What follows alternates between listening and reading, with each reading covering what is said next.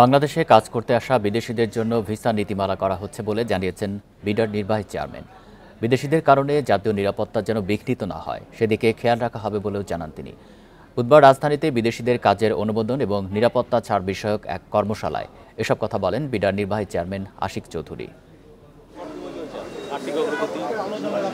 বাংলাদেশে সরকারি বেসরকারি বিভিন্ন খাতে কাজ করতে আসেন বিভিন্ন দেশের নাগরিকরা, যার পরিসংখ্যান নিয়ে রয়েছে এখনো ধোঁয়াশা।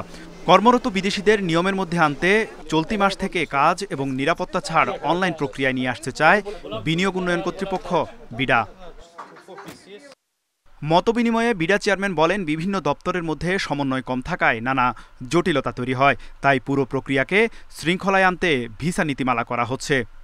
আমরা চেষ্টা করব যে সবাই একসাথে যাতে কাজ করি, প্রবলেমগুলো রিজলভ করতে পারি, but at the same time make sure করি যে আমাদের ন্যাশনাল ইন্টারেস্টটা খুবই ভালোভাবে সার্ভ করা হয়। চেয়ারম্যান আরও জানান, বিদেশিরা কাজ শেষে যেন নির্ধারিত সময়ে নিজ দেশে ফেরত যায় সেটাও নজরে রাখা হচ্ছে। পাশাপাশি প্রয়োজন নেই এমন বিদেশি কর্মীদের কাজের অনুমতি দেওয়া হচ্ছে না বলেও জানান তিনি।